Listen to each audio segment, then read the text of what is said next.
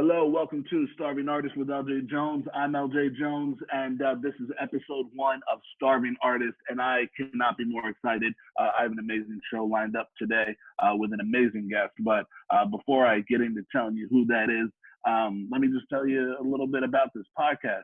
So Starving Artist is a podcast where I will be sitting down with creative individuals, and we'll be discussing their journey. We'll talk about their past, we'll talk about their present, and maybe even their future. And what we're going to zero in on is their come up, because the goal of this podcast is to inspire and to motivate everybody out there to get up, go out there and get it. Whatever their dream may be, whatever their passion may be, I want to help motivate you to just stay confident and stay passionate. So that's the goal of this. And without further ado, man, let me tell you who the guest is. The number one first guest on Starving Artist is I'll say he's a broadcast legend. He's one of my favorite broadcasters, if not my favorite broadcaster. He is the host of the Afternoon Drive show on 102.5 The Bone, Drew Garabo. His show's Drew Garabo Live. And let me tell you, man, I've been listening to Drew Garabo since I was in high school. I think I was 10th grade when I discovered his show. And I've been listening pretty much every day since. If I missed the live broadcast, I listen to the replay. Drew is not only is he an incredible host, but he's also an incredible human being. So, he graced us with his presence and with his iconic voice, as I say so in the episode. We talk about his intro into radio. We talk about his trajectory from intern to host. And man, we talk about so many things. We talk about the different iterations of his show. We kind of go on some tangents here. We talk about John Travolta. We talk about 70s television. We talk about a lot of things, and we have a lot of fun. So my hope right now is that you have a lot of fun listening. And, man, I hope that you leave this podcast inspired and motivated. Without further ado, Drew Garabo. Everybody's aiming for the top, trying to make it before all your time is up. We stay up on the grind all day non-stop. I can't even lie to you, man. I'm a little nervous right now. Well, I know how you feel, because 2 weeks ago I did I sat in on the LL Cool J Beastie Boys town hall that they did on Sirius, and it was my first Zoom experience. And it was kind of weird because I didn't know if they're going to ask me to ask a question, and I didn't want to come off like the dildos that they were choosing. You know what I mean? They were picking some booty ass questions, and I was like, oh my God, am I going to choke if they pick me? And fortunately, they didn't pick me. Thank God. Well, you talked to LL Cool J, so he knows who you are. But I don't make that ever. LL Cool J talks to a lot of people, LJ. So yeah. I would hope he would have somewhat of a unique name. I think I've interviewed him like 2 or 3 times, and I hope he would, but you never know. Well, so for the audience, I'm sure everybody recognizes your iconic voice. But if you don't, that is Drew Garabo of Drew Garabo Live on 102.5 The Bone. Welcome to Starving Artist. Thanks, man. Appreciate you having me. It's an honor. Absolutely. Before I get into it, I just want to tell you how amazing your show is. Oh, go ahead. I started listening to your show when I was in 10th grade ish. I think it was towards the end of you being middays before you went to Afternoon Drive, and listen to your show every day to this day. Like, even if I'm working or something and I miss it, I got the replay going. I love your show. Thanks, man. And honestly, I'm an actor. And so I wrote and directed a movie just finished about a year ago. And I got a lot of my creative inspiration from listening to your show. If I found myself in writer's block or just, kind of like, even when editing the movie, like, I'd have your show, I'd be listening to your show, and it would just help me kind of get through those moments. So thanks, your show has been incredible in my life. So thank you. Dude, thank you. That means everything, man. When the greatest compliment that someone can pay me is to tell me that our show serves a purpose for them. You know what I mean? Like, we we sit in that room and talk to each other, and we try to make a difference, and we try to make traffic better when there was traffic. Remember traffic? Oh yeah, almost But forgot. but like to inspire creative juices, that's everything, because I was a kid who got creativity from the radio as well. And if I was writing or if I was working on something, to hear a voice like turning nothing into something, I know how that feels to inspire. So man, thank you. Like, that means a lot. Absolutely. So I mean, with that being said, I always start these things off asking, where are you from? And what was that aha moment for you when you realized that radio was what you wanted to do? Man, I spent the first 2 years of my life in New York. My parents met in New York City. My dad was going through medical school, and my mom was in nursing school. And so they met and then moved to Massachusetts when I was 2. My sister was born, and then we lived there until 78. There was a blizzard in 78 that pushed us down to Orlando, Florida. And I spent my dad put in for a transfer, and they were like, Phoenix, Arizona or Orlando, Florida. And we had already been to Disney a couple of times, so we choose there. And from 78 until 2011, I lived in Orlando, and that's, where I cut my radio teeth. And as far as an aha moment, and then I moved to Tampa St. Pete in 2011 to complete that. But my aha moment should have occurred so much earlier in my life, man. I should have paid closer attention to what I was passionate about. I would, starting when I was like 6 years old, I would interview myself on a tape recorder that my granny in Largo had. We'd spend boring ass summers in a mobile home park, Oak Crest Mobile Home Park on Olmerton in Largo, with nothing to do, literally nothing. So I'd interview myself as Muhammad Ali and Howard Cosell. And then through the years, I always loved radio. I used to write down Casey Kasem's top 40 every week and compare how songs had fallen and risen on the charts.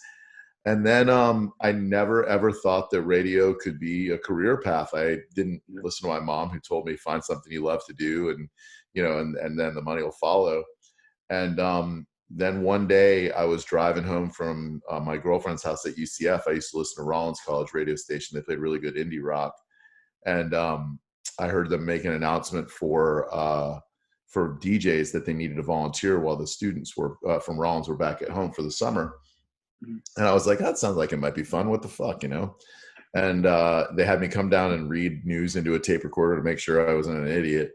And I guess I fooled them into thinking I was an idiot, or I could just pronounce like, Shevardnadze and Khrushchev or Gorbachev or whatever.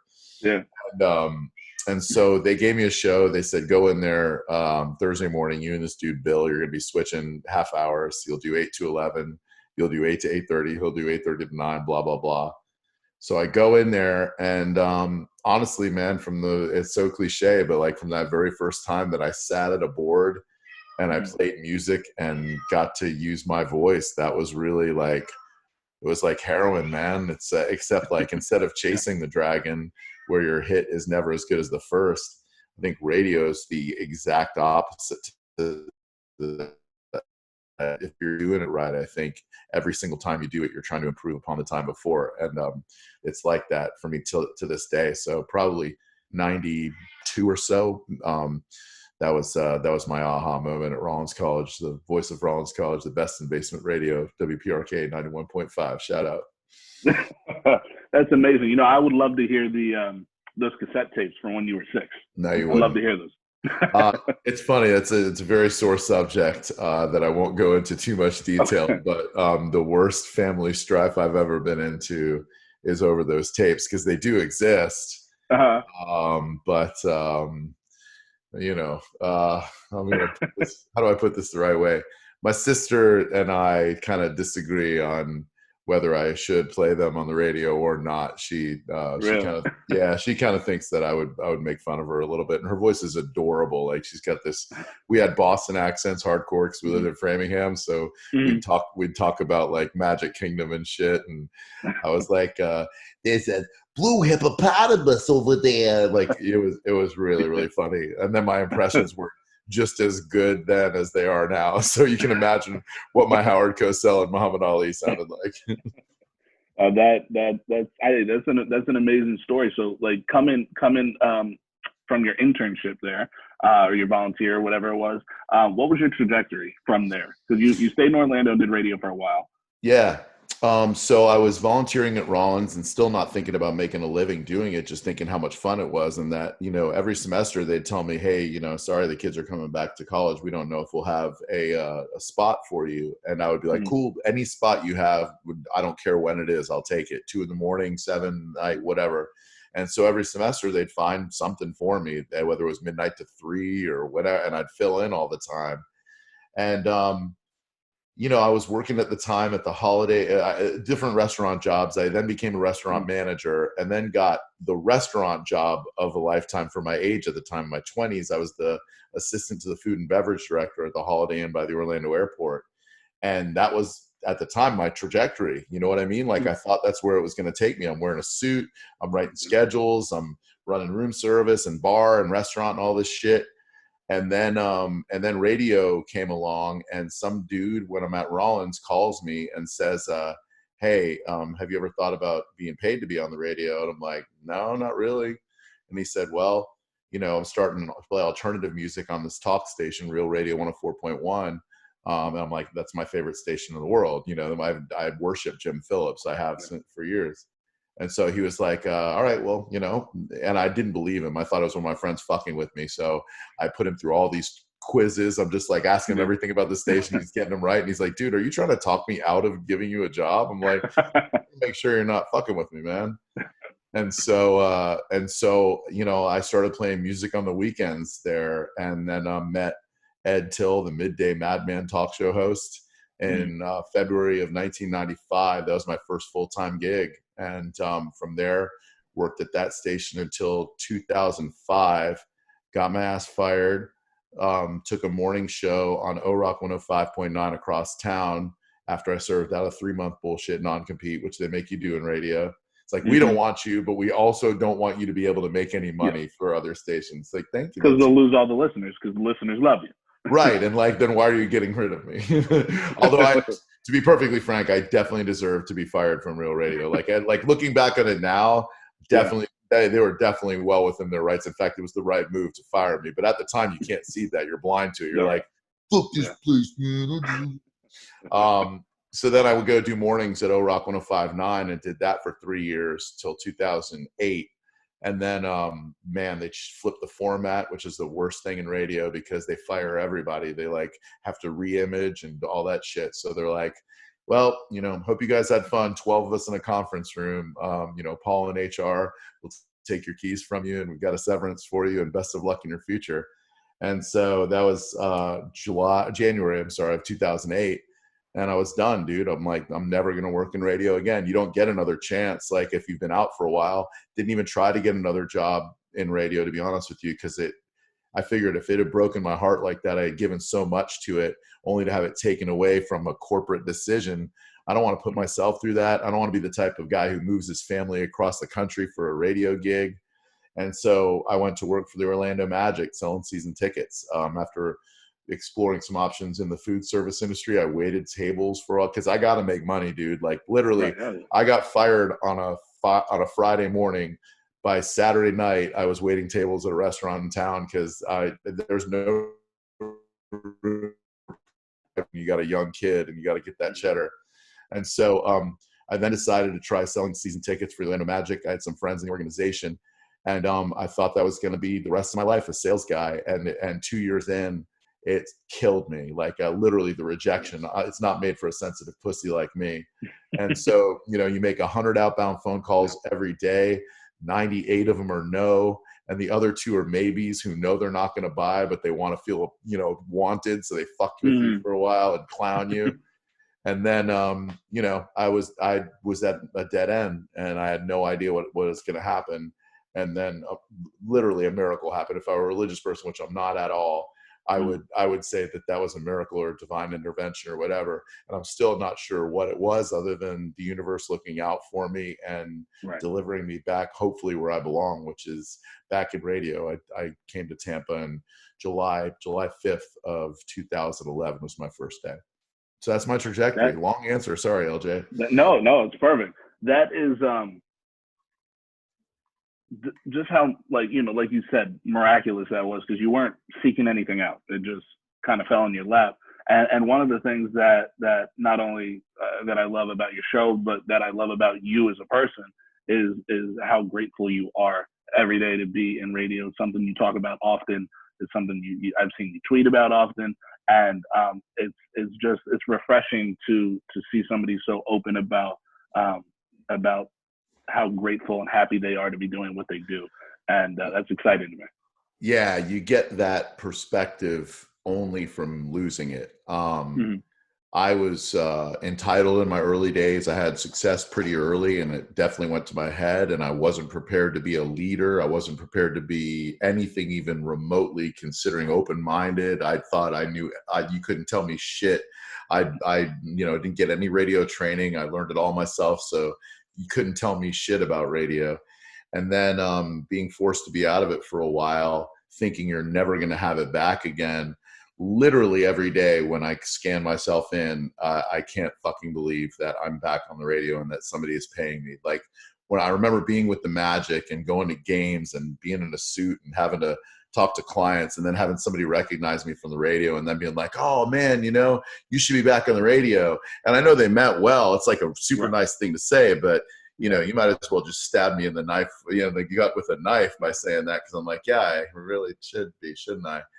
And then, since then, man, like I approach this with such gratitude and such perspective. And guys who have never lost their radio gigs and been forced to be out of it for a while, I don't think they have that. Like, I truly think you take so much for granted. You can't help it if you haven't lost it for a while. And you don't know what you have till you lose it. Dude, exactly. And honestly, if I had not been out of radio those 3 years, I would be a completely different person right now, a garbage person. I'd be one of those, radio people who treat everybody around them like shit. And there are certainly those in our industry, man. And I understand it, because you get used to being told you're king shit and that nobody can tell you anything, and people kissing your ass all the time. Of course it's going to go to your head. So I'll never be like that again, because I know what it's like to have to work a job and hump it.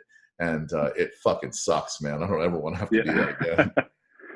When you had mentioned people coming up to you at games and say, "Oh, you should be on the radio," I identify with that, because I work a day job at a local hospital here in Pasco County with psych patients specifically. You can imagine the stories. All day I have coworkers coming up to me and saying, "Oh, why don't you act more? Like you should do more work." I would fucking love to. Right. I audition 10 times a week and get nothing. You're lucky. Like I think Danny DeVito said it. You're lucky if you get one audition, if you book one job out of 100 auditions. Yeah, and that's just the truth. It is. So when you found yourself sitting there working for the Magic after being in radio for several years, were you sad, or were you excited for? I mean, obviously you love radio, but were you kind of excited for something new at that time? Yeah, honestly, like I really was excited for something new, because that radio wasn't an option for me. I felt like it was my calling, but at the same time, it had just ripped every ounce of my heart and soul. And so I was like, I just can't do it. So I actually called a friend of mine. I'd consider him a mentor now. At the time, he had a business relationship with him, because I've been going to Magic games for a while, and he was a vice president there. And so I called him up, and he was like, "Well, I got to be honest with you, I don't have any broadcasting positions." I'm like, "I'm not looking for a broadcasting position, man. Like, I don't want to do that again." And he said, "Well, have you ever considered ticket sales?" And I was like, "Well, like the dude who sits in the window and like tells you your tickets?" He goes, No. You'd be like prospecting companies and, and selling ticket packages and all that stuff." I'm like, all right, something new. I like new shit. You know what I mean? Like I'll try, I'd try lots of stuff. I used to work retail record stores, restaurants, everything. So yeah, I've never done it before. It's a new skill I could try to acquire. And initially it was very invigorating, because I was much older than the entry level kids that were ticket sales reps. And it's funny, because actually today I posted on Facebook, it's a 12-year Facebook anniversary of this kid that I met the first day of training, and we became friends immediately. This most unlikely of friends. He's like the 6'5" Texan, blonde hair, big ass, loud, booming voice, Yeah. and I'm me. And so, I meet this dude my first day of training, and he's in my training class, and we're both ticket sales reps. And he gave me such a cool perspective on that job because it was his first one out of college, and that's his first real world experience. And there he is working with some 40-year-old, you know, and it was good for him too. And so because of that, you know, that lifestyle was pretty damn cool. All the guys my age were like these senior sales guys, the sharks who would, like, you know, make all the money and shit. And I enjoyed it initially. Yeah, I did enjoy the challenge, but eventually you're either cut out to be a salesperson or you're not. And that's a skill set that I admire and respect because I got to see it firsthand. But I also know that I definitely do not have. I love the building relationships part of it. Right.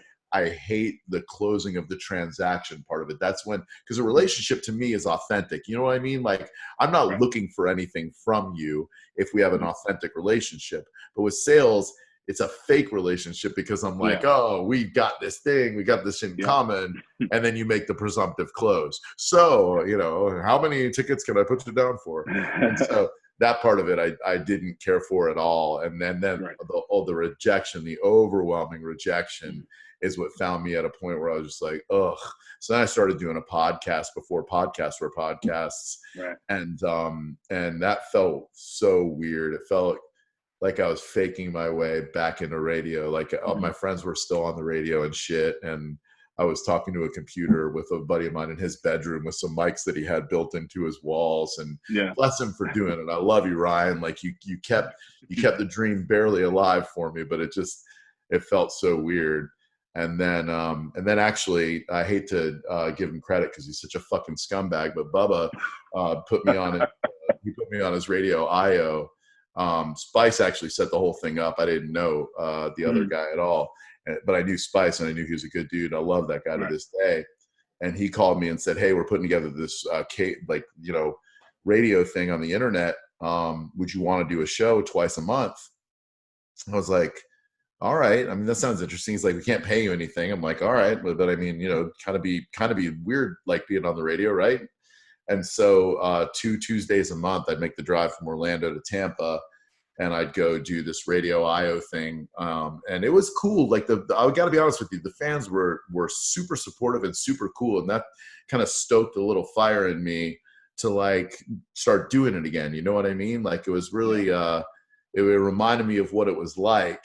And then around that time is when Shark, the PD from 97X, needed somebody to host mornings, and so he reached out to me, which was great. What was that first day back full time in radio? What was that day like for you? Like when you swiped your badge walking in, what was that feeling? Man, I remember getting my ID. This is a funny story. This is so radio. Like this encapsulates, for anyone who doesn't work in radio or doesn't know what it's all about, this is what radio is all about. So my first day back, they give me my ID. It's July 3rd, Monday. And they're flipping a format. They're changing 101.5, The Point, which was like 80s and shit. By the way, Jared from Subway's favorite radio station, he used to make in-studio visits, and that was his favorite radio station. Before we found out he was a fucking creep, he was he was a great guy. Just like those 4-inch subs, a little too much, if you know what I mean. Sorry, that's the first time I've made that joke. I really hope it's the last two. That was awful. So I'm going up to see the launch of Hot 101.5, like to see what that's all about. And I walk in the building and I go in the elevator and this lady's there named Corey Dillon. And she hates me now. And I haven't been too nice to her. We used to do daytime together, but this was my first interaction with her. And so she's crying, like we're going up in the elevator together and she's crying. And I'm like, oh man. And she goes, please tell me everything's going to be okay. And I was like, everything's gonna be fine. I'm Drew. It's like, I'm Corey Dillon. I go, what station you work for? And she's like, 101.5 The Point. And like I knew they were changing that to Hot, and I was just like, oh fuck.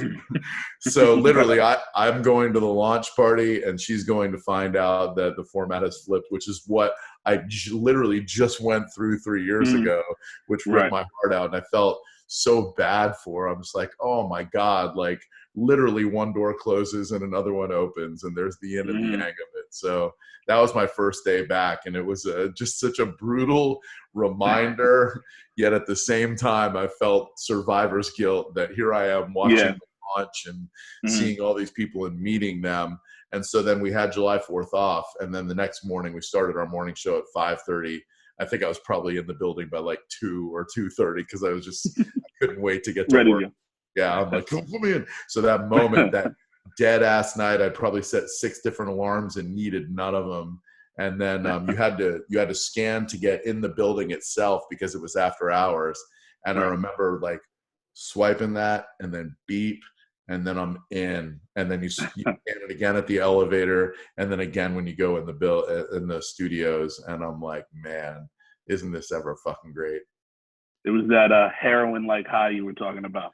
Totally was, man. Like I'm thinking like Sweet Jane by the Cowboy Junkies is playing and Mickey and Mallory and I are holding hands and we're ready to go murder radio. What a beautiful relapse that was. Oh, it surely was. I was John Travolta driving down the street in the beautiful Camaro that got keyed, cooking up my rig, I think, which is what they call it, on my spoon, man. And it's still in my veins. I don't want to go out of order here, but since you mentioned John Travolta, amazing interview you did with him. I've listened to it several times. I love that thing. I can't believe we got to do that. That came about so suddenly and organically that it was just like the MCA interview I did in Orlando, which is my favorite interview of all time because I love the Beastie Boys. But I'm sorry, I love Beastie Boys. It's not the Beastie Boys. I just committed like the mortal Beastie Boys sin. If there's any message you get from this podcast, don't call them the Beastie Boys. They're Beastie Boys, you fucks, okay? And watch the doc on Apple TV. Right. It's brilliant. Although I have a unique observation on that I'll tell you after I answer this question. So my friend Julia comes to me. She's the program director for Magic, and Mike had interviewed Olivia Newton-John that morning, and they were doing that Grease sing-along. And she was like, would you want to talk to John Travolta if I could get him? I'm like, do you know me at all? And she's like, okay, I just want to make sure. Be flexible. It could happen at any time during your show. And I'm like, you know me, I'm gonna roll with the punches. If I have John fucking Travolta on my line, I'm gonna talk to him. Yeah. And so near the end of the show, they were like, okay, after the show, 7:30, he's gonna call this number, blah, blah, blah. And I still couldn't believe it. And then when Senning and I went in the production room and the phone rang and I picked up, it was, when you look at my life as a 50-year-old male, one of my very first machismo role models was Vinnie Barbarino. I mean, you had Arthur Fonzarelli and you had Vinnie Barbarino, and that's who taught you how to be a man. You're like, up your nose with a rubber hose. I own that box set. I love that. Welcome Back, Kotter? No shit. Yeah, absolutely. I remember not to cut you off, but I remember I was traveling. My family's from Jersey. And we were going to visit some family in Jersey. We stopped in like South North Carolina at a Cracker Barrel, and they have the store there. They have some DVDs. Everyone I saw Mork and Mindy. I saw Welcome Back, Kotter, and I was a Grease fan. And I was I got to buy this. And I remember I was I don't know, probably 11, 12 years old at the time, and I had a portable DVD player for the drive to Jersey. And it was season 1 of Welcome Back, Kotter. And I burned through it like up and down both ways. Shit. How did that land? Like, were you like, did it like all land well with you, or did it feel real dated? So I don't know if it's because I started acting at 8 years old, and they kind of trained me to enjoy it as much as I can. You know what I mean? Like to find the good in the. So honestly, watching it, I loved every second of it. It didn't feel too old. But my parents had kind of, I had watched Mork and Mindy with my dad. I watched, this isn't quite as it's not from the 70s, but Seinfeld with my grandfather every night when I would be over at my grandparents' house. And I just loved the 70s, 80s, and 90s shows. So watching Welcome Back, Kotter Horshack was just my favorite. Same. He was just incredible. And then, of course, like you said, Barbarino was just that's the definition of a man. You know what I mean? Like, oh yeah, dude. And Horseshack, actually the first and probably only fan letter I've ever wrote.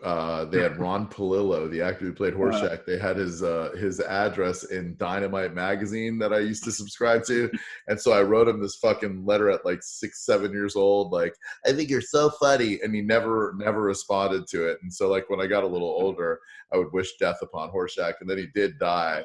Okay. I know. And then I'm like, haha, motherfucker, should have written me back. So Vinny Barbarino then goes on to be fucking Tony Manero in Saturday Night Fever, which I saw way too young because of my grandma. She's so irresponsible. Rest in peace. I love you. But so irresponsibly took us to see that at way too young an age. Oh, yeah. Such a film. And like, my grandmother lived in Larchmont, New York. So we were going into the city from the time I was 4. And and we saw that movie in Larchmont. So like, it hit so well with me in New York City, and like I knew dudes who dressed like that and shit, and so I see that, and then he's Danny Zuko in Grease. I mean, he had so many, and then Bud in Urban Cowboy. So like, you can chart your evolution as a man to John Travolta's evolution as an actor, and then like most of us, he disappears after Look Who's Talking. In your 20s and your late teens, you're usually lost anyway. You know what I mean? Yeah. So I was lost for a long time, and so was Travolta doing forgettable movies. And then to experience the comeback in Pulp Fiction, the greatest film of all time, of course. I was so disappointed. I just moved. I have a Pulp Fiction shirt. I was going to wear it for this. And I can't find it. I was pissed off. I can't find it. I'm glad it would have, like, if you had found that though, then probably by cosmic fate, I probably would have worn one of my 2 Pulp Fiction shirts, and then we would have looked like a couple of fucking dorks doing a Quentin Tarantino podcast. Like, let's talk about foot fetishes and Uma Thurman. So like, getting to talk to Travolta about all of that, like we don't do a lot of interviews, only because I can't pretend I'm interested in somebody. And if they come to me and they're like, hey, Birbiglia is coming to Side Splitters, you want to have him in studio? I'd probably be like, probably a talented guy, probably funny. People love him, I guess, but no, I'm not going to have the kind of conversation with him that is going to be good for either one of us. I'll promote your gig, no problem, but what are we going to talk about? Right. So that's why I try to only talk to people. Bob Barker, we talk to Martin Short, Travolta. When you get those chances and you can really let them know what they meant to you, most people who are in that field for the right reasons appreciate that. And I could tell immediately that Travolta appreciated where I was coming from. And by the end of it, by the time we had walked through the whole Pulp Fiction, that was so great for me, because I got to thank him for giving me the gift of Vincent Vega in that movie, and then B, have him tell me the behind the scenes shit that he shared that I couldn't even, that was great, man. So thank you. That was one of probably my number 2 interview of all time. Although I would say that and Sacha Baron Cohen as Borat are probably tied for number 2. No, I'm going to put Travolta ahead of that Sacha Baron Cohen at number 3. So how soon after that interview with John Travolta did you rewatch Pulp Fiction to see it through his eyes? I would have done it as soon as I got home. Yeah, it was definitely within a couple of weeks. That's one of those films that, like, I don't ever set out to watch it, but like, it just happens to either be on, or I'll get in the mood, or when I was single, some girl that I dated wouldn't have seen it or something. I'm like, well, all right, I need to figure out if we're going to actually, hang out again. So if you could just watch this and tell me what you think, if the response is like, I just don't get it. Like, why are they in those clothes with the weird beach volleyball thing? Okay, well, listen, you take it easy. I'm sure you'll have a good life with some stupid guy who's going to beat you. Oh God. So back to you coming back to radio in Tampa. You were still living in Orlando, right, when you first came back full time? Oh man, yeah. Because that drive's got to be horrendous every day. So another episode of the universe looking out for me.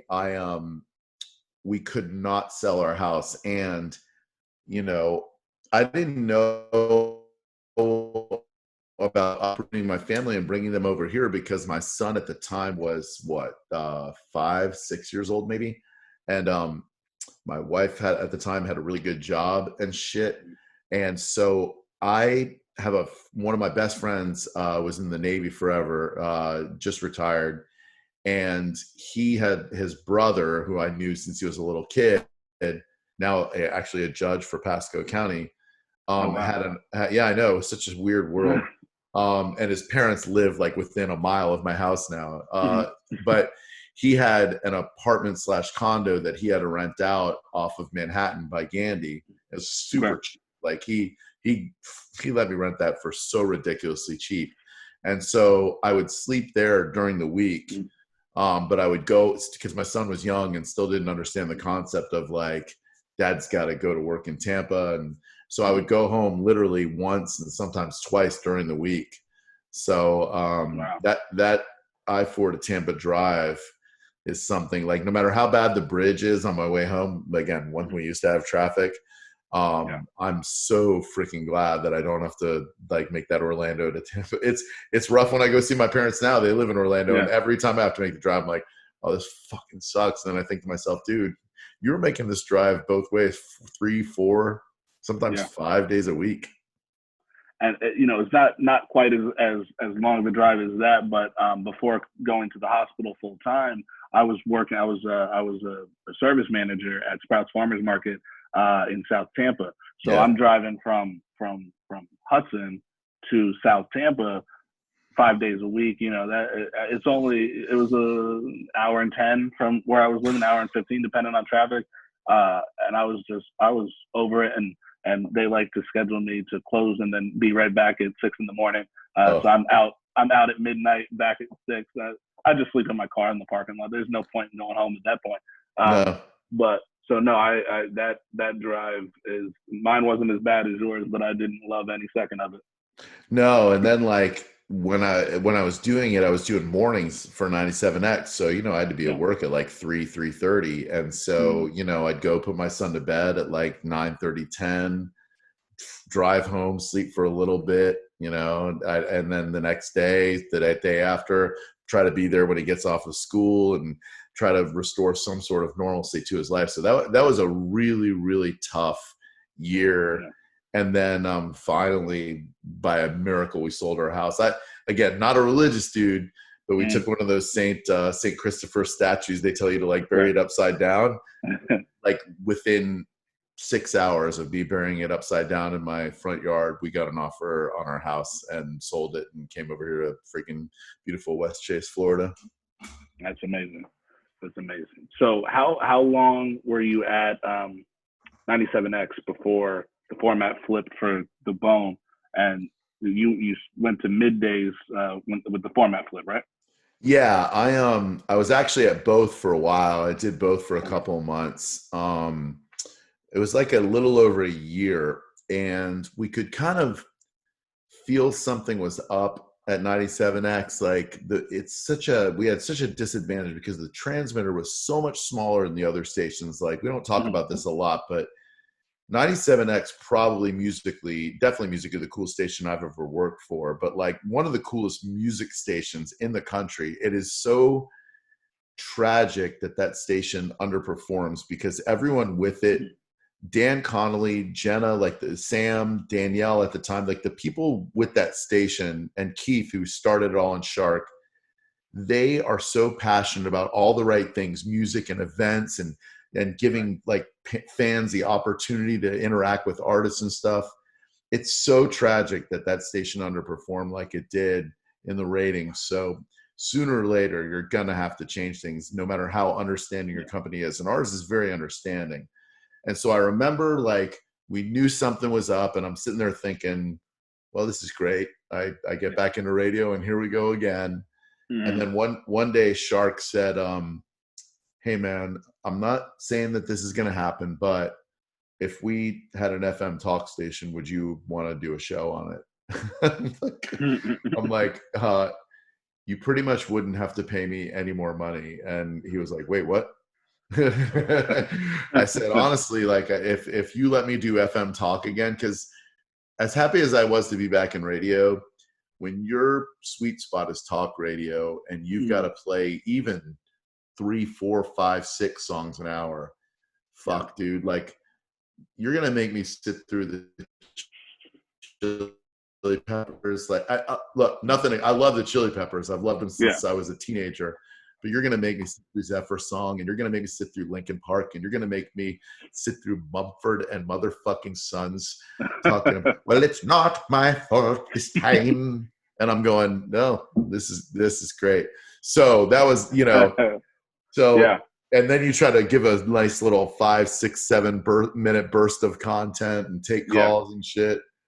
And then Shark was like, there's a rumor that they're thinking about taking the bone and eliminating the music. I said, honestly, from a listener, that'd be great, because I'm getting a little tired of driving home listening to Cowhead and getting in the flow, listening to him and Galvin in Spanish and Dinah at the time and John Brennan. One of my all-time favorite radio personalities. I have to say it because he's my boss now. And he and I was like, yeah, that'd be great. And so he's like, okay, noted. And then it was a couple of months after that when they said, okay, if we were to give you a show on the bone, what would be your niche, your thing? I'm like, well, what do you mean? Like, well, we got Bubba in the morning. We know what he's all about. Khaled in the afternoon. We know what he is about. Billy Madison we'd put on. They do this crazy stuff where they shock nards, nads, and all this stuff. And I was like, all right, let me think about that. And so I went home, thought, and I'm like, my sweet spot is really taking kind of controversial takes on current events and really pissing people off and like really luring them in and just beating the fuck out of them. You dangle that bait and then just. So I said, what if we called it like In Your Face with Drew Garabo, and I were like, it's just me versus callers. And like, oh my God, we fucking love it. Fuck yeah. So they gave me 10 to noon, and I would go do my 97X Morning X show from 5:30 until 9:50, like grab another cup of coffee, my second of the day, and then stroll down the hall to the Bone studio, where it'd just be me and my producer, Dick Raines, the namesake for Give Dick a Rest. And I did both. So it was like, that was like a year and a couple months into 97X. And then they finally said they were going to do the app on 97X where like, let the listeners control the music. And so man, again, another testament to the company I work for, COX, which is unlike any radio company I've ever worked for. They found a place for Danielle. They found a place for Seth. They found a place for me. Fish works there now on doing afternoons or mornings on the Eagle. So like once they identify you as a value, they're going to find a place for you. And that's unheard of. Yeah, dude. And that's so unheard of in radio. So they I always hear, sorry, I didn't mean to cut you off. No, I always hear that. I still listen to Billy Madison, and they always talk about it too, is that, kind of similar to how you got your start, when a format is flipped or a show is out, you're kind of lost. And so that's really amazing that they took care of all of you guys. It is. And by the way, if Billy had not turned down the job for the Morning X, because they offered it to him, he auditioned. Seth didn't think it went well at all. Like they didn't mesh. He didn't think. And then Billy wanted to bring in his whole crew. He wanted to bring Derek Nard, Chubbs at the time, everybody. Had he taken that gig, I'd probably still be selling season tickets for the Magic. Really? Yeah. It was because he turned it down. I didn't know it at the time, but it was because he said, no, I'm going to stay here in San Antonio, that I was able to come back to radio. So, being on the same station was so weird. And I'm still so happy for all those guys. Like Derek is one of my favorite people in or out of radio. Like what a great dude. Yeah. It's really interesting to me is that, now Nervous Jared is over there. He was Yeah, another one of my favorites. Oh yeah. Yeah. That when I saw that they announced that, I couldn't have been more excited for him and happy, just because, like I said, I still listen to that show. So it's kind of, now that they're off the bone, it was kind of a little sweet spot to have them together. You know what I mean? Oh, I definitely know what you mean. Jared, I met Jared, one of the first people I met over here. He was dating Erica at the time, she still does traffic for us, and she's still one of my favorite people, like among the first people I met. And I always remember those times when I was I'm the new guy, but I'm 40. You know what I mean? Like I got the new sheen of a kid, yet at the same time I'm some old dude. It's nice to me, you know? Yeah. So you're being with Interface with Drew Garabo, and then when you went to Afternoon Drive, over the years there's been some cast changes. So it always interested me, because I think especially with talk radio, you have to have chemistry with your co-host. So when somebody leaves for various reasons and you have new personalities come in, how hard is it for you as a host to adjust to that? It's not really that hard. I feel like you could put just about anybody in a room with me, and I can do radio. You know what I mean? Like you could pull in anybody off the street or from wherever, and I can do it. It's just, you need something special if it's going to be sustainable. So like initially, when it was just me and Dick Raines, he had no aspirations of being on the air or anything. He just wanted to screen phone calls. So then they let me have Tuttle, who I knew from Orlando for a while, who's such a unique entity when it comes to radio. Definitely one of the most unique people I've ever met. So I could work with him for a while, and then they gave me Kayla, who came from a top 40 background, and I always felt like that was her sweet spot. So talk radio wasn't necessarily her forte. So I tried to teach her what I could about it. And I think I did, and she was really, really good at it. And then she took the job in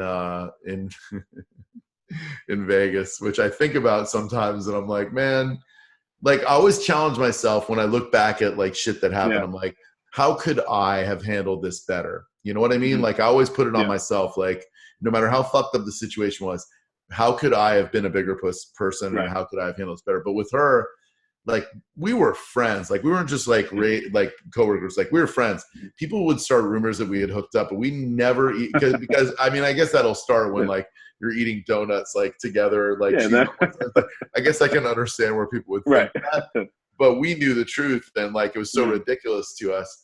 But like she told me she was going on vacation, and I believed her. And then like like it was yesterday, I remember my girlfriend at the time and I went over to Spanish and Kelly's, and we're sitting down, and Kelly said, did you know that Kayla tried out for a radio show today?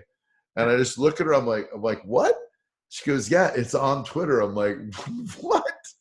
And she showed me this clip, and it was literally Kayla sitting in with these dudes on a morning show. And I'm like, you know, but now I'm like, maybe I could have made her more comfortable to say, hey, I'm going to go try out for a top 20 market, and it's a great opportunity for me. Maybe she didn't feel comfortable sharing that with me, and maybe that's on me. I don't know. So, you know, obviously I was pissed about that for a little bit. Right. But not for the opportunity she had, because that's fucking great. But like, you're right. You know, right. Like if we were just coworkers, no, you didn't owe me shit. But like, because I thought we were friends, that stung for a bit. Totally get it now, and definitely put at least 35% on it, on my inability to be receptive to such things. And then I do have to say your impersonation of was it Chet Buchanan, was that his name? I never laughed so hard when you would do those impersonations, making fun. I forget what the radio show was called, but it was hilarious. Oh, I don't remember it either. Was it I think she's still on it, right? I think it's like the Morning Zoo or something like that. I think it really is like this. I think so. the zookeeper or something. So yeah, oh my God, we killed. I'm sure he's the nicest guy in the world, but he was collateral damage because like we just killed him. Poor guy. So from that, and then Gio was with me when she was with me, and then man, Gio's such an interesting individual. I was just talking to Sending about him today, like about how unique Gio is, and it was easy to work with him, man. He was just the ultimate straight man. You could bounce anything off him. And then the more you would probe, the more interesting things you would find out about him, why he hated breakfast, like what I still to this day do not know the name of his bird. Like he's got a bird and it's an FSU related name. And that's all I know. I don't know why I vaguely remember something about him getting drunk, and you guys talking about it on driveway. Air. Oh yeah, oh yeah. So two things. Like number one, he would call Seth and me on our fantasy football show, and he would be drinking in his car in his driveway, so he would not have to deal with the family. And then the thing you remember is when he went to Tallahassee. And passed out with his Periscope at the time running. And the dude he was staying with was banging his girlfriend in the bedroom, and Gio was like listening to it, but then passed out. And so like the whole Periscope is this dude banging his girlfriend with Gio passed out. That's amazing radio. That was phenomenal. That was such a gift. I thank Gio for giving that to me. And then Senning and I were actually talking about this too. My chronology here is kind of fuzzy because I believe at one time, at the same time in the studio, it was me, Gio, Seth, and Soul Brother Kevin. I'm almost positive that in the early days, it was that combination of people. Yeah. And I will say, when you talk about chemistry, like that's difficult because you have a lot of different voices, mentalities, etc.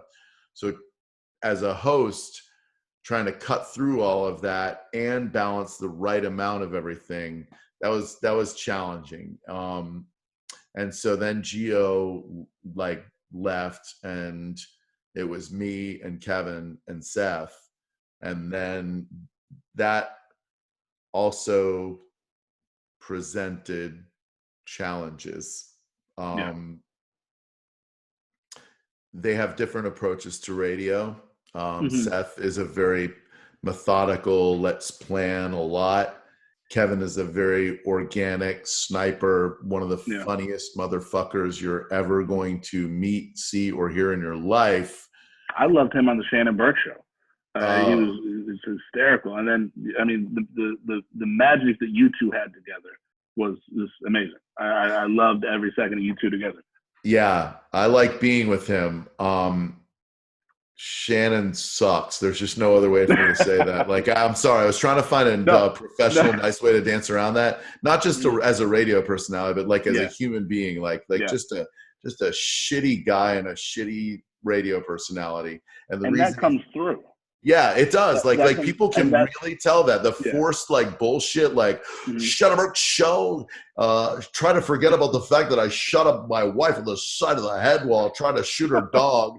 Yeah, you're right. We shouldn't judge you by that, you fucking loser. Anyway, so hearing Kevin with him, I love Kevin so much, and he made that show almost listenable. For me, like I know you liked it and stuff, but for me, I like Kevin. Right, me too. And I love Kevin so much that I could almost listen to Shannon because of Kevin. Not quite, but almost. And so when they came to me and they were like, hey, what would you think about blah, blah, blah? And I'm like, well, if anything ever happened, obviously I'd love to work with Kevin. Like I've known him since Real Radio days. Like he's one of the funniest guys I've ever met. So when he came on the show, I still think that probably if I was a better leader and communicator, maybe I could have found a way to make it work with me, Seth and Kevin. I don't know. It was just I wasn't that great at it at the time. and then their differences in approaches and mentalities didn't make it any easier. So that had to change. And he's one of those people who's definitely both skilled at being that funny guy, but also skilled at being a host. So, if you told me right now that I could go on a show and make someone else funny, that would feel weird for me, because I feel like I'm a host, and he feels the same way, and he's right. Mm-hmm. You know what I mean? Yeah. He's really, really good at it. Right. And so, like, that got pretty behind the scenes, to be honest with you, got pretty bad for a while. That was a lot rougher than we let on, both personally and professionally. Mm-hmm. And so when he got his own show, and then it was me, Seth, and Senning, that felt at the time that, like, okay, at least we got that figured out, and now we can get on and do what we do. And we did for, year, 2 years. And then, and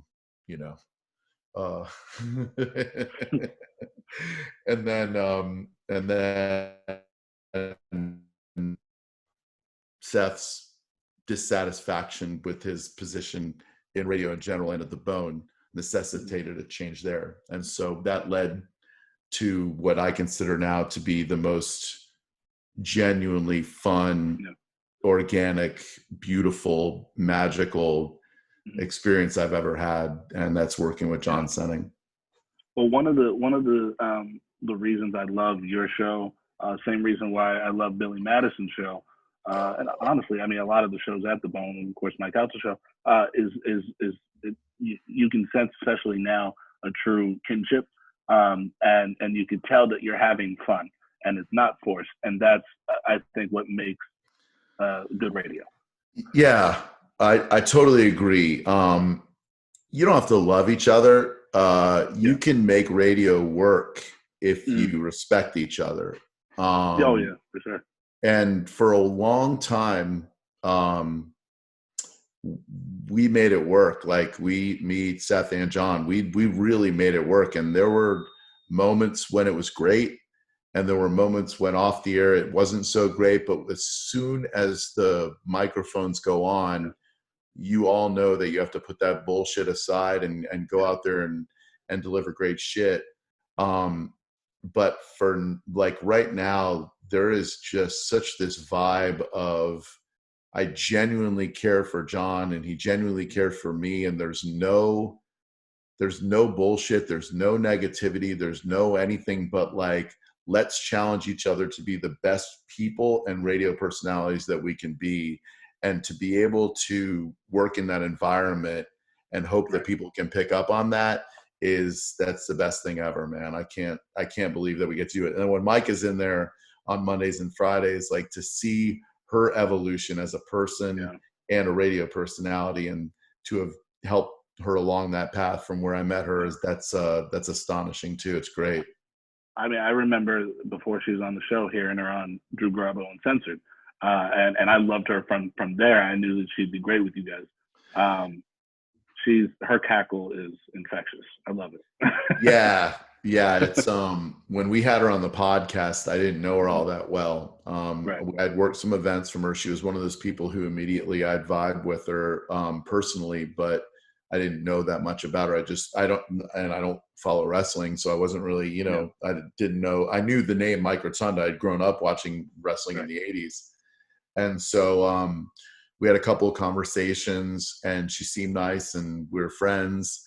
And then when Seth and I had her on that podcast, she blew my mind. Like, to find out that when she was 15, she was like 250 pounds, and she worked her way through that, and see the person that she's become. She's truly something special. Like, she has that thing and I feel really fortunate yet confused that she's still on with us 2 days a week, because I sincerely thought that by now she'd be a global brand, even more than her brother. Like, her brother's tremendously charismatic. Don't get me wrong. Like, I love what he does, and outside the ring, I've seen the entertainment shit that he does, and it's incredible. But, like, she's got that plus that's Right. something special. And so, it's fantastic. And her and John both, the Beastie Boys say it in the Beastie Boys story, to be able to go to work with your two best friends, like there's nothing like that. So to be back in radio and then every day to be 5 days a week with this dude who I consider to be the warmest, most genuine, deserving human being I've met. And then Micah on top of that 2 days a week. I just, everything I've experienced so far has led me to this, Yeah, I've always loved John, even before he was John Senning of Drew Garabo Live, but when he was Promo John. I loved when you guys would bring him in and talk to him, and when I don't even remember how long ago this was, but when he drove Seth over the Skyway, that was just hysterical. Can you tell I listen to your show every day? Thank you. That's awesome, dude. And honestly, he was there for my first ever Uber ride. Like it was when Uber was first a thing. And we decided I was going to take an Uber ride on the air. So we got Promo John to do it. And we were in the back of a lady's Uber minivan, and she did not want to be on the radio. And so, like, the bit would have died. Like, if it had been anybody else, I would have been smashing the window with my microphone because, like, he wasn't talking to me. And then we go through Starbucks. The dude wouldn't the fucking kilt-wearing freak wouldn't talk to me at Starbucks. Wouldn't talk to me. And so if it was anybody else, I was so mad. But because John was there with me in those early days, with like 4 or 5 years ago, before I even knew him, of course it was going to be this way, and he's a gem. He is a gem. I think you have a way about you, and just seeing the cast changes throughout the year, I think you have a way about you of making other people better. And as much as I love seeing you, John, and Micah together, you're making them better as time goes on. And I think it's, seeing John host a show in the future is going to be amazing. Seeing Micah become a superstar will be amazing. And I'm sure that they do, but they have to credit it to you. That's nice of you to say. It is a goal of mine. And as with most things in my life, I learned it from a unfortunate situation in a bad place. My co-host in Orlando, Daniel Dennis, who has a podcast called A Mediocre Time. You should definitely check it out. A Mediocre Time with Tom and Dan. He was my producer, my co-host, my best friend, my John Senning before John Senning was John Senning, except I was in my 20s and so was he. I was really fucking egotistical and irresponsible. I gave no shits. And we didn't know the boundaries between friendship and work. So literally, we were doing nights together, 7 p.m. until 11 p.m. He would come over around 1 or 2. We'd get high and play NFL Blitz until like 6. Go up to the station, plan our show from 6 to 6:30. Go over and get high at our friend Chris's house till 6:45. Come back, do our show, and like we would be together nonstop. Sometimes after the show, we'd hang out too. And so like. I took him for granted. When he started to get really good, it threatened me at the time. Instead of seeing it as making the show better, I was so stupid, pig-headed, narcissistic, and insecure that I was like, oh my God, all the attention's on him. That threatens me. And so we had a falling out, and he went to work with the Monsters, and we didn't talk for a couple of years. And I think back to that and the missteps that I made. And so, I'd like to both atone for that and help really talented people reach where they want to be. And John is, while he's such a great co-host for me and the beautiful yin to my yang, he's a host. Like when I listen to him on the radio, he has that thing. So I can help him learn from the mistakes that I've made for the next however many years I have with him, and then turn him loose on the radio world and let him be the greatest radio personality of all time. Yeah. And it's kind of, I don't know if this was a great comparison, but, seeing these different personalities that you've helped groom and cultivate, and, it's kind of, and when seeing them go off and do other things, it's kind of got to be like looking at your son and being proud of your child. No, it is. That's a great comparison. I mean, that's exactly what it is. It's like, I feel like I've served my purpose for their life. I have a thing where I hate being a detriment to people. And there are certainly people in my professional and personal life whose lives were not left better for me, for knowing me. And I hate that. Like, that's my number one pet peeve about myself is not leaving anyone's life better for having met me. And so I want, even with Kayla, like, she's been killing it out in Vegas, and no matter how it went down or anything, I'm so happy that she's out there. I'm so proud of what she's doing. And, you know, the same thing with Gio, who's now with Calta, you know, and, you know, and I want everyone who's been working with me to do something better once we're no longer. So, and look at Danielle. I mean, holy shit, like what a radio superstar she is, and crushing it on Magic. So one day Mike is going to do what she's going to do. And, you know, John, who fills in for hosting duties now, I mean, he's doing Roger and JP on Monday with Monica. That's, you know, I'm going to cling on to him for as long as I can, but not at the expense of his own success. Right. You know, once he's ready to start getting his aid, because we got him full time, which was nice in December. But once he's ready to start really making radio checks, it's going to be nice to be able to say, like, I had any kind of part in that, you know? Yeah. Well, I think you've accomplished a lot and have a lot to be proud of in your radio career. So before we wrap it up, I do like to ask if there's any, you know, up and coming people who want to get into radio, and maybe they're discouraged, maybe they're just not. I'll say this: I applied for promotions at Cox. I got discouraged when I was informed that I wasn't selected for an interview. But you know, there's definitely people who are trying their best to get involved. So what advice, if any, could you give to somebody who may be discouraged? Yeah, no, that's the right route that you took, and that sucks. That's odd that you wouldn't that wouldn't happen, because we have opportunities there, and that's honestly the best way you can get into it. So if you're looking to do it, I would reapply, because Olivero, who heads up their promotions, is a phenomenal human being. He's a guy who really, truly takes pride in making the people around him better, you know? And there was a while where people in the podcast realm would want you to believe that radio is dying and it's a medium but I mean, right now, especially with what's going on, which we've managed to avoid talking about for the however many 5 hours that we've been talking, you know, that it's vital. Like, people are turning to us more than ever. Like, more people are relying upon local live radio. So I think it's going to be something that's vibrant and vital for a long time. I would say apply for promotions jobs. There are no longer internships for whatever reason. Like, you used to be able to not even necessarily get school credit, but like just be an intern and like a show and show up.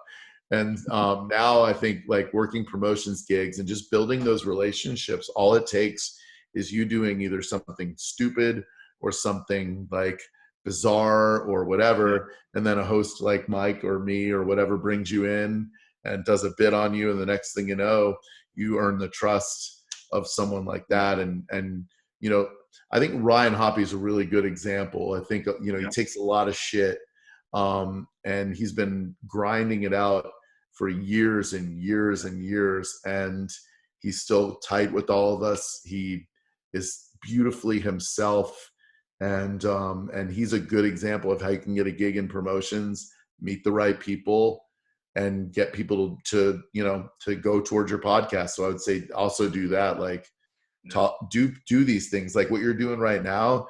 You're putting in the reps. Like, that's how you get good at this shit. You've been phenomenal during this conversation. Like, thank you.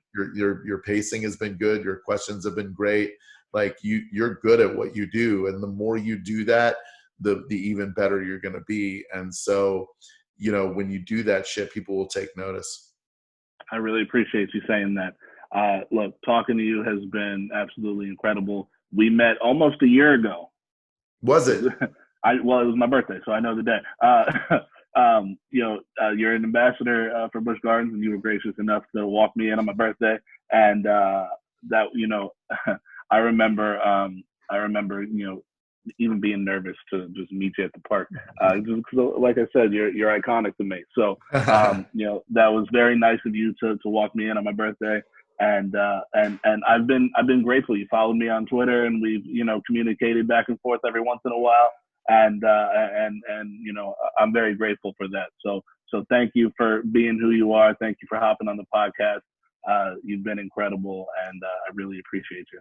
Dude, thank you. That was a fun day. I used to love back when we got to do stuff. I used to love walking people into Busch Gardens, man. Like I really, really got off on that to be able to help people who could maybe afford it, but it'd be a pain in the ass. To be able to help them avoid that ticket entry was pretty friggin' sweet, and I loved that, dude. And honestly, it's been a pleasure, man. I wish, you know, you're a talented dude, you're a charismatic guy, and that right avenue is going to appear in front of you, man. So keep doing exactly what you're doing and stay positive, man. Don't get discouraged. Thank you so much, man. And hopefully you come back. There's obviously more to talk about with all your charities and everything. So hopefully you'll come back one day soon. Absolutely, man. Anytime you want me. Thank you for having me. Absolutely. So with that being said, this has been Starving Artist. Drew, thank you. And we'll catch you guys next time.